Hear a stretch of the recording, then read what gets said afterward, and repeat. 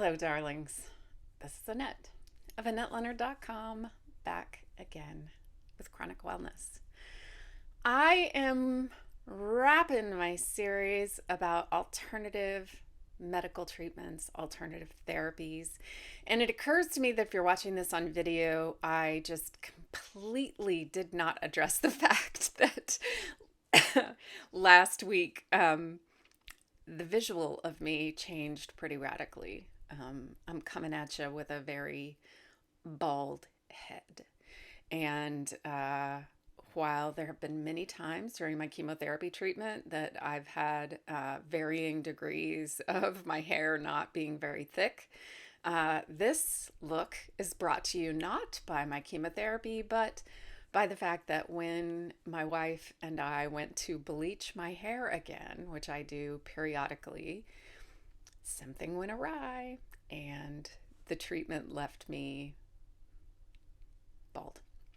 My hair was just falling out in handfuls. So that was quite a surprise, and it wasn't a new look that I was going for, but here I am starting over with brand new baby hair on my head. So that is what precipitated my new look.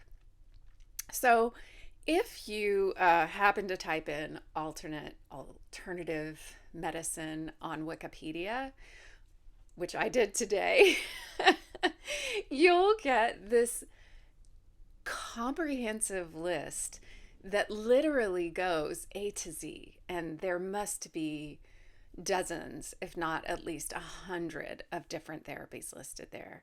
Everything from Ayurveda to cryotherapy to barometric chamber and Qigong and more. Many things that I'd never heard of or didn't know what they were.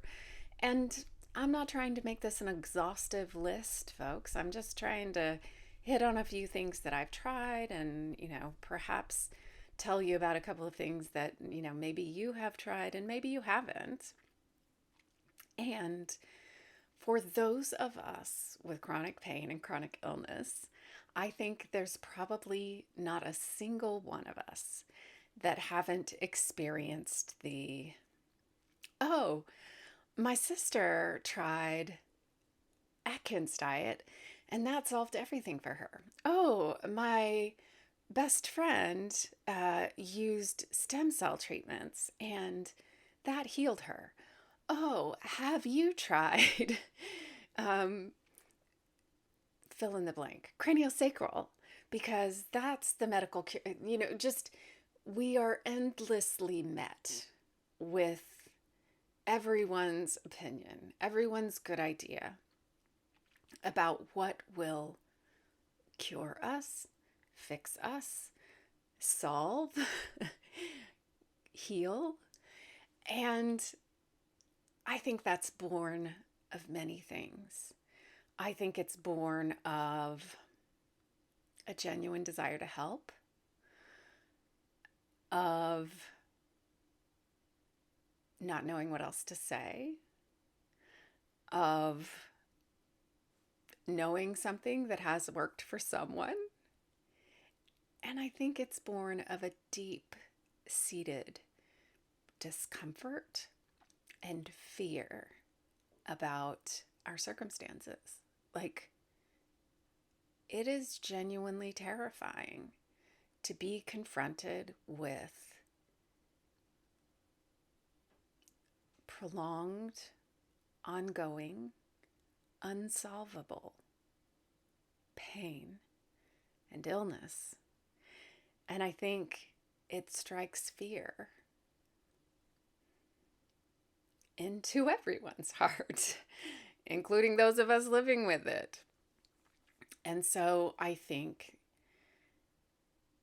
that in an effort to distance oneself from the discomfort of it, there's a tendency to rush in, to try to fix, to try to solve, to try to offer, many times instead of getting curious, being present, being with. Not always, but most often, I find. And for me, all these years in, I generally just say thank you. And isn't that interesting? Or tell me more about your friend's experience. Just turn that light back on them instead of trying to take on whatever it is they're offering. But when it comes to alternative therapies, I've had varying degrees of success with them. I've had things that do make a difference or move me. Or if they don't help my body, they help my spirit. And so my way of proceeding is oftentimes to research the shit out of something because that's the way I was raised, kind of control the world around me by applying my intellect to it. But more often, what I'm trying to do is learn a little about something and then check in with my gut, check in with my heart, kind of see if, does that kind of therapy resonate with me? Does that seem like it would feel good? Does that sound like what I need?